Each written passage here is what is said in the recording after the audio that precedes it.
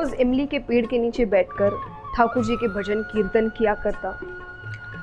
उसी रास्ते से एक दिन नारद जी जा रहे थे। वो उस भक्त को देखते हैं, उससे पूछते हैं, क्या तुम रोज यहीं बैठकर ठाकुर जी का भजन करते हो?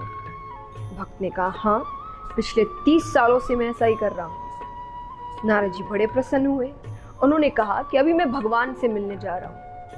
अगर तुम कुछ संदेश देना चाहते हो या उनसे कोई बात कहना चाहते हो तो मुझसे कह दो।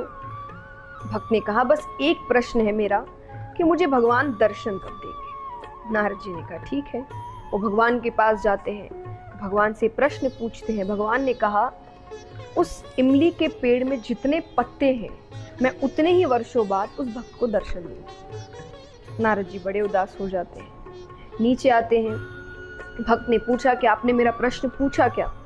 नारद जी ने कहा, छोड़ो वो बात, कभी और करेंगे। अरे, भक्त कहते, ऐसे कैसे छोड़ो?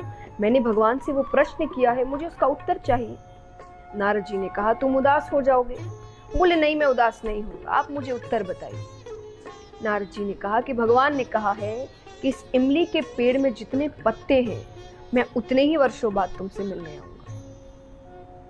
भक्त वापस पूछता है, भगवान ने ये बात खुद कही है? नारद जी ने कहा, अपने मुख से कही है। बोले, हाँ। बोले, मुझसे मिलने के लिए भगवान ने ये उत्तर दिया है? नारद जी ने कहा, हाँ भाई, भगवान ने ये कहा है। ये सुनने के बाद वो जोर नाचने लगता है, इतना मग्न हो जाता है, नृत्य करने लगता है, भजन गाने लगता है।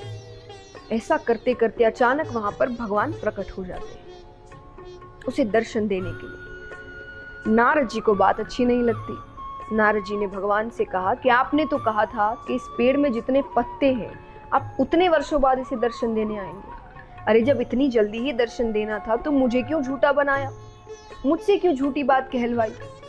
भगवान कहते हैं, मैंने झूठी बात नहीं कहलवाई। जिस गति से, जिस तरीके से वो भक्त, जब तुमने प्रश्न किया था, मेरी भक्ति कर रहा था, उस गति से तो मैं उतने वर्षों बाद ही उसे दर्शन देने आता। लेकिन जैसे ही उसे ये पता चला कि भले ही वर्षों बाद पर मैं उसे दर्शन देने आऊंगा, जिस गति से, जिस उत्साह से उसने मेरी भक्ति शुरू की, मुझे तुरंत ही आना पड़ा।